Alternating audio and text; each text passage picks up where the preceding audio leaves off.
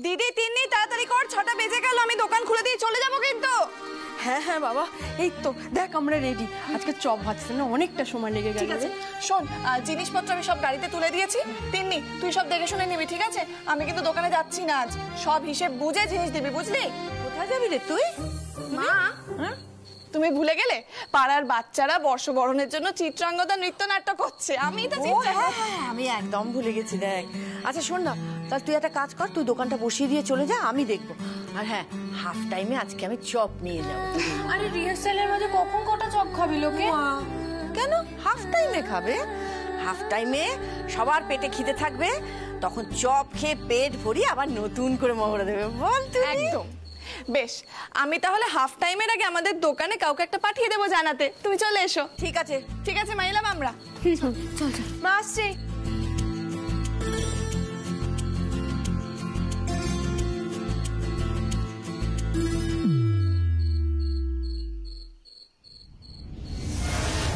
তুলি, হ্যাঁ তুলি হ্যাঁ,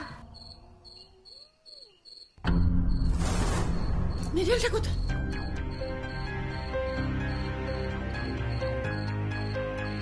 তোদের অবস্থার কথা ভেবে এই 4000 টাকা দিলাম, যা। আরে ওর মেডেল ট্রফিতে সব ওখানেই থাকে, এখানেই থাকবে। কালও তো এখানেই দেখছিলাম মা। ওমা, সে কি চুরি হয়ে গেল না তো? চুরি হয়ে গেল মানে? ঘরের জিনিস কোথায় যাবে? হ্যাঁ, আমরা তো বাড়িতে তালা দিয়ে বেরোই। কে নিয়েছে? কে?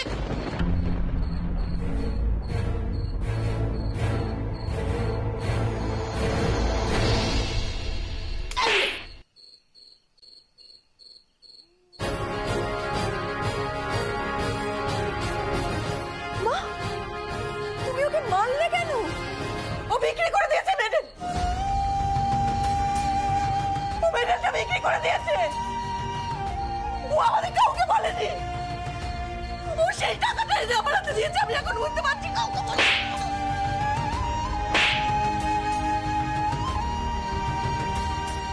এত বড় সাহস তোর! ভগবান, এত ঝড় গেছে, এত অভাব গেছে, কোনোদিন ওই মেডেলটার দিকে আমি ঘুরে তাকাইনি। কি করেছিস তুই?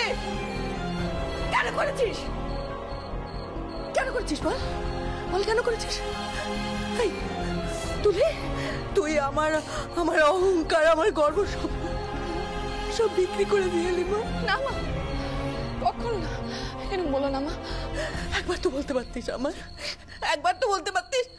আমি আমার হাতে চুট।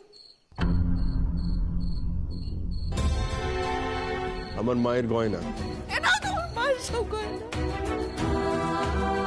চুরি তো নেই আমার, আমার তো চুরিও নেই, আমার কিচ্ছু নেই, আমার কিচ্ছু নেই রে মা। আমি পথের বিক্রি হয়ে গেছি রে। আমি পথের বিক্রি হয়ে গেছি, আমার কিচ্ছু নেই।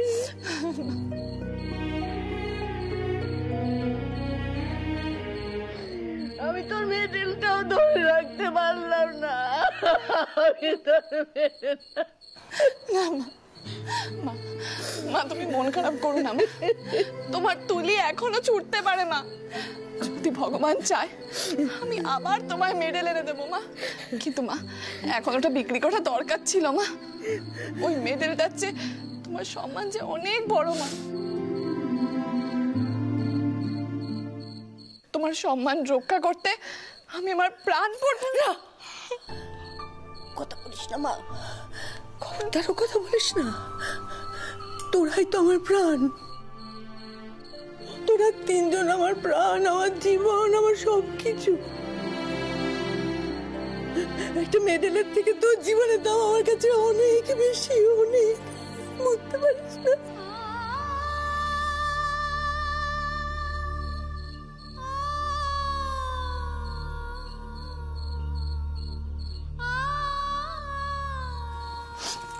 মা তুমি দেখো, তুবরিনে একদিন সব দুঃখ দূর করে দেবে।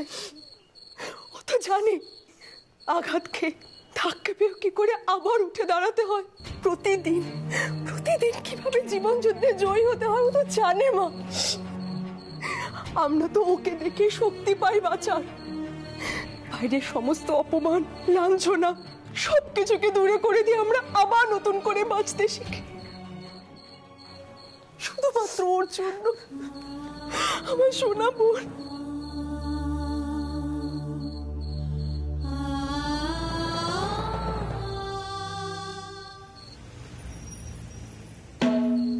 আর্য, তুমি অতিথি আমার, এ মন্দির আমার আশ্রম। নাহি জানি কেমনে করিব অভ্যর্থনা, কি সৎকারে তোমারে তুষিব আমি, কি সৎকারে তোমারে তুষিব আমি। এই অর্জুন, এইবার তোর টান, ডায়লগ বল। হ্যাঁ, ডায়লগ ডায়লগ। হ্যাঁ, সৎকারে হে সুন্দরী। ভুলে গেছি। ঠিক করে মুখস্থ করিস না কেন? এই, তোরা এই ওকে প্র্যাকটিস করেছিস? এই ও রিহার্সাল করেছে? এরকম করলে তো স্টেজে গিয়ে দাঁড়াবে। শোন, তোর পার্টটা আমি করে দেখাচ্ছি, ভালো করে শুনবি। শুনবো শুনবো। কি রে, হিরোইনকে দেখা এবার ভালো করে। তোর জন্য প্রাণের বাজি রেখে নজর রাখছি, যেন গোপন মিশনে এসছি। এ ভাই, এখানে অনেক মেয়ে যদি মারধর করে, এই দেখ যদি ধরা পড়ে যায় না, আমাকে হিরোর মতো এন্ট্রি নিয়ে বাঁচিয়ে নিবি। ঠিক আছে, আগে তুই ধরাটা পর, তারপর আমি ভেবে দেখবো। এখন তুই মুখে সেলোটেপ লাগা আর ক্যামেরাটা ঠিকঠাক ভাবে পজিশন কর না। তাহলে ঘরে লুকিয়ে দেখছিস কেন? এসে পরে তো লাইভ দেখতে পারতিস। শোন, তুই তো জানিস অর্জুন সব সময় কিন্তু ফিল্ডে ফোরফ্রন্টে খেলে না। ঠিক আছে, আমি ঠিকঠাক সময় মতো পৌঁছে যাব। এখন একটু দেখতে দে না তোর পারফরমেন্সটা প্লিজ। তুই চুপ করে থাক আর ডিস্টার্ব করবি না আমাকে, দেখা ভালো মতো। ঠিক আছে, দে তো। অতিথি সৎকার তব দর্শন হে সুন্দরী, শিষ্ট বাক্য সমূহ সৌভাগ্য মোর। যদি নাহি লহ অপরাধ, প্রশ্ন এক শুধাইতে চাহি, চিত্ত মোর কৌতূহলী, চিত্ত মোর কৌতূহলী। বুঝেছিস? না, ভুলে গেছি। অর্জুন পঞ্চ পাণ্ডবের মধ্যে সবচেয়ে বড় বীর, সবচেয়ে সুপুরুষ। সুপুরুষ। তোকে সেই জায়গাটা আনতে হবে। আনবো। তোকে নিজেকে অর্জুন ভাবতে হবে। এবার থেকে হবে। শোন, তরবারি নিয়ে প্র্যাকটিসটা করি, তাহলে তোর কনফিডেন্সটা আসবে, বুঝলি? করবো করবো। দেখ তরবারি দেখ। তরোয়াল এবার।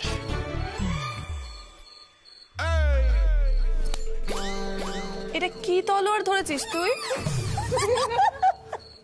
এই,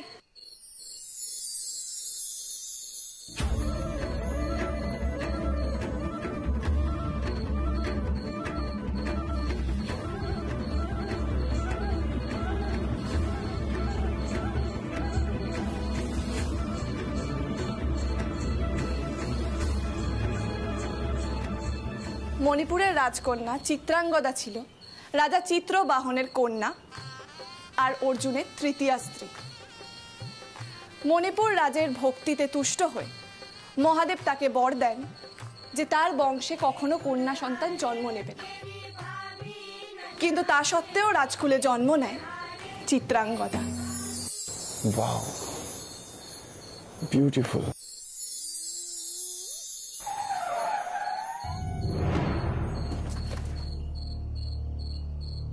আজ আমি দেখে ছাড়বো ওদের শেষ, আমি আজকে দেখে ছাড়বো। আই এসো, দেখিয়ে দি। এই যে সর, এই বাড়িটা তছনছ করে দাও, সব টেনে হিঁচড়ে বার করো। দাঁড়িয়ে আছে করো, যা।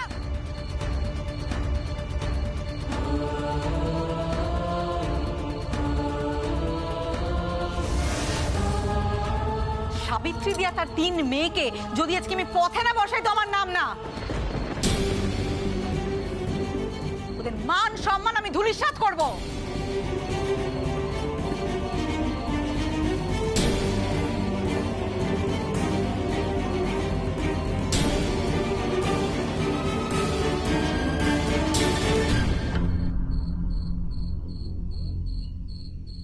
আমি চিত্রাঙ্গদা, নহি আমি দেবী, নহি সামান্যা রমণী। পূজা করি রাখিবে মাথায়, সেও আমি নই। অবহেলা করি পুষিয়া রাখিবে, সেও আমি নই।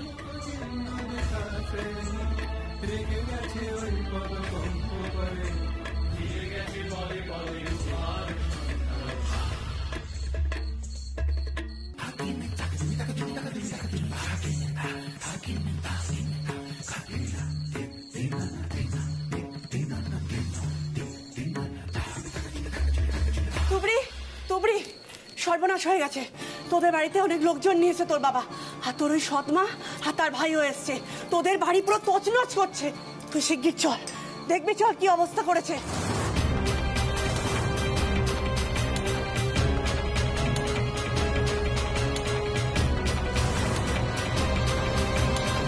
কি বলছো কি কাবেরী? আমাদের স্বামীর নিশ্চয়ই এসব খবর জানে না। ও তোর দুই মেয়েকে নিয়ে এখন দোকানে আছে। আচ্ছা কি মানুষ বলো তো রাজেন্দা, মাঝে মাঝে কোথা থেকে এসে উদয় হয় আর ওদের সংসারটাকে একবারে তছনছ করে দিয়ে চলে যায়। আর তুমি ভাবো আজকে চৈত্র সংক্রান্তি, আজকের দিনে কেউ এরম নির্দয় কাজটা করে? চুপ করো তো। চৈত্র সংক্রান্তি তুবড়ি, তোর কিন্তু উচিত ওনাকে উচিত শিক্ষা দেওয়া। তুমি ঠিক বলেছ।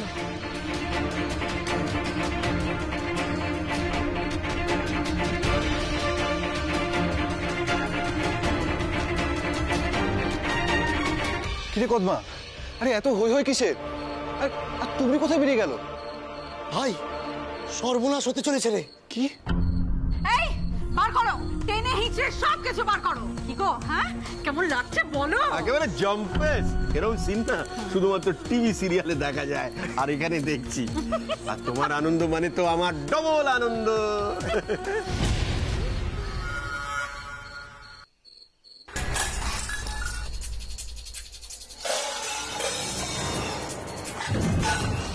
এই ভাই, এই ভাতের হাঁড়িটা বার করো।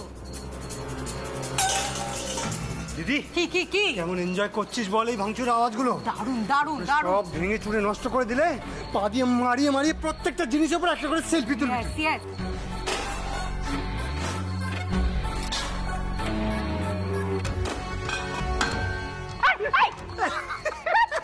আস্তে, হ্যাঁ হ্যাঁ, আমার এক্সপেন্সিভ শাড়ি নষ্ট হয়ে যাবে না? সব ভাতগুলো লেগে যাবে। তো আস্তে সাইডে করে ফেলো। শোনা আমার, তারপরে তো আমি একটা সেলফি নেবই। হ্যাঁ, আমাদের সাকসেস পার্টির একটা সেলফি তো হবেই, আর সেটা কিন্তু আমি সোশ্যাল নেটওয়ার্কিংয়ে পোস্ট করবো। রেডি? খবরদার!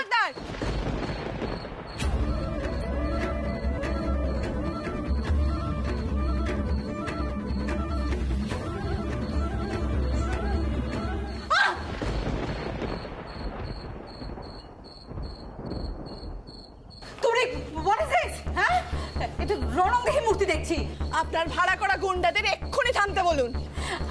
এটা নকল আমি জানি। হ্যাঁ, যদি একটা স্ক্র্যাচ পড়ে না, ভাই কিছু কর। তুমি একদম বাধা দেওয়ার চেষ্টা করবি না।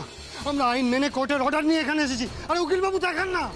এই যে এই যে এই যে এটা হলো এ বাড়ির দলিল, আর এ বাড়ি হলো রাজেন ব্যানার্জির নামে। আর আপনারা এই বাড়িটা জবরদখল করে বসে আছেন। এ বাড়ি আপনারা ছাড়তে বাধ্য। চুপ করুন।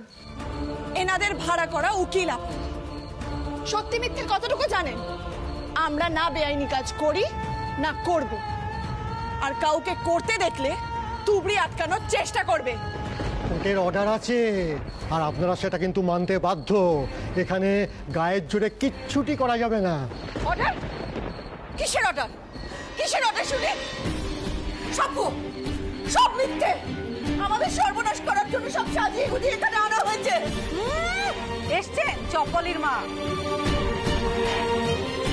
এই তুমি কটা আইনের বই পড়েছো? হ্যাঁ, যে আমার উকিলের সঙ্গে তর্ক জুড়েছ? করো তো চপ বিক্রি। কথায় বলে না, অল্প বিদ্যা ভয়ঙ্করী। পেটে তো কোনো বিদ্যে নেই, কিন্তু ভয়ঙ্করী হওয়ার শখটা 16 আনা।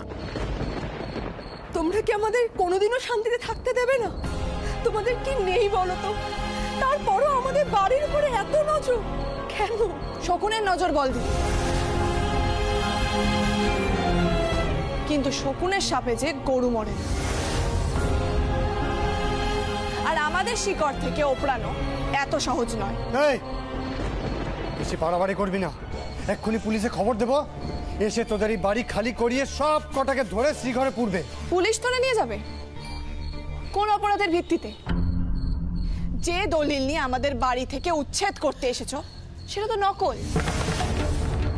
আমার মা আর দিদির কাছ থেকে যেই দলিলটা আসল ভেবে পুড়িয়ে দিয়েছো সেটাও নকলই ছিল।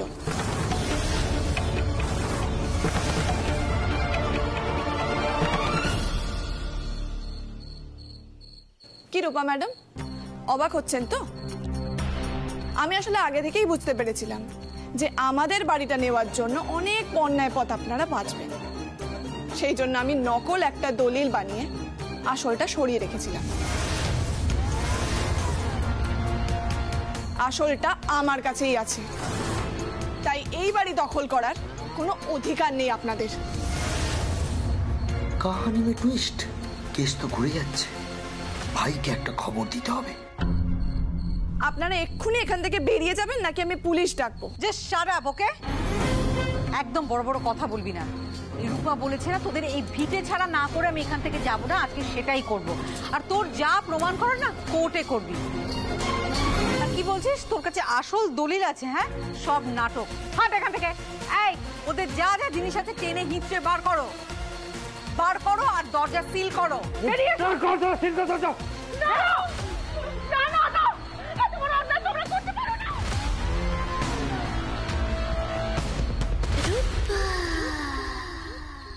এত বড় সর্বনাশ তোমরা করতে পারো না। এই আমার শ্বশুরের ভিটে, এই ভিটে ছেড়ে আমি কোথাও কখনো গিয়ে একটা রাতও কাটাইনি। আমি কিছুতে এখান থেকে যাবো না। কোথাও যাও না, কোথাও না। রাস্তায় বসে যাবো, ওরা তো আমাদের রাস্তায় বসিয়ে দিতে চাইছে। রূপা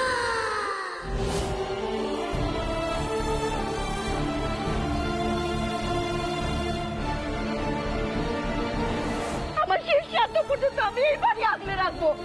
ঠিক হচ্ছে না, এই কাজ একদম ঠিক হচ্ছে না, ঠিক হচ্ছে না। ছি ছি রাজেন্দা, তুমি তোমার পরিবারকে ভিটে ছাড়া করছো। পরিবার? কে আমার পরিবার? হ্যাঁ, আমার পরিবার মানে আমার স্ত্রী হচ্ছে রূপা, আমার ছেলে রনি। এটা আমার বাবার বাড়ি, আমি যা খুশি তাই করতে পারি। এতদিন ফ্রিতে এখানে থেকেছে, এবারে আমি কোর্ট থেকে কাগজ নিয়ে এসেছি, আট ঘাট বেঁধে এসেছি। কোর্টে আসল দলিলটা দেখানো হয়েছে? হয়নি তো, কারণ আসল দলিলটা আমার কাছে আছে। আমি এক্ষুনি ঘর থেকে সেটা বার করে আনছি। না না না না না না, আপনারা আইনত বাড়ির ভেতর ঢুকতে পারবেন না। এ বাড়ি আমরা রিবন দিয়ে সিল করে দেবো। আপনারা কিন্তু বেআইনি কাজ করছেন। আমার কাছে আসল দলিল থাকা সত্ত্বেও আপনারা আমায় ঢুকতে বাধা দিচ্ছেন। এই তুই অনেকক্ষণ ধরে ফ্যাচ ফ্যাচ করছিস, একটা পাও তোরাই বাড়িতে রাখবি না, এটাই শেষ কথা। আমিও ঢুকবো, দেখি কে আটকায়।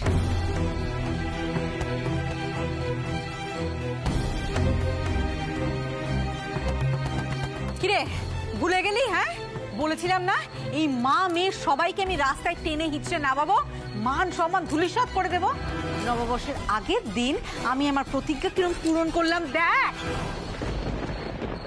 দিদি, বেচারারা এখন যাবে কোথায়? হ্যাঁ, আর খাবে কি রে? চাপ খেয়ে থাকবে নাকি? ভাত তো এদের কপালে আর জুটবে না। চপ আর ভাজবে কোথায়? হ্যাঁ, ভিটে ছাড়া হয়ে গেলে চপ ভাতের জায়গাটাও তো চলে যাবে। আচ্ছা ঠিক আছে, সেরকম হলে তোমাকে না হয় 10-20 টাকা আমি ভিক্ষে দিয়ে দেবো, তাই দিয়ে চলে যাবে। সেরকম হলে লোকেদের জুতোটা একটু পরিষ্কার করে দিও, তার থেকে যা টাকা পয়সা পাবে সেই নিয়ে আধবেলা না হয় খাবার জুটে যাবে। আর একটা কথাই আছে জানো তো, গরিবদের না পেট ভরে খেতে নেই, আট পেটা থাকতে হয়। দি, আমরা কি কিচ্ছু করতে পারবো না? এদের অপমানগুলো আমরা মুখ বুজে সহ্য করব। ভুল না করেও আমরা কেন হেরে যাব দি?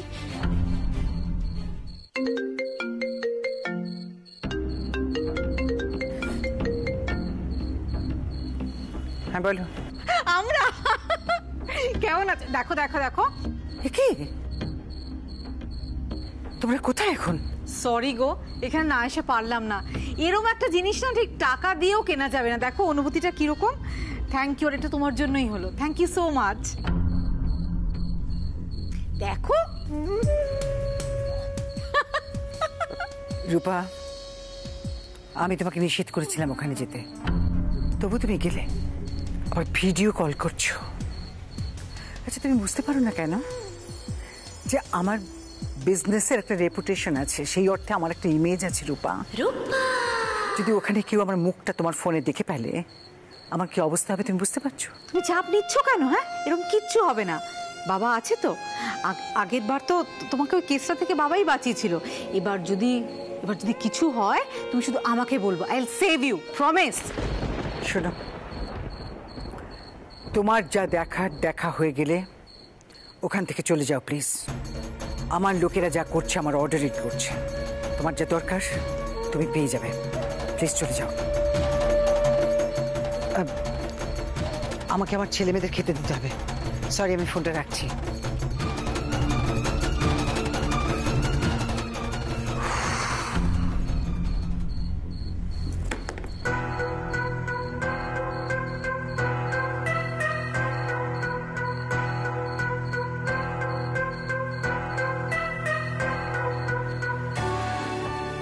রূপার বাড়াবাড়ি আমার আর কিছুতেই সহ্য হচ্ছে না, কিন্তু কি করব, ওকে তো কিছু বলাও যাবে না।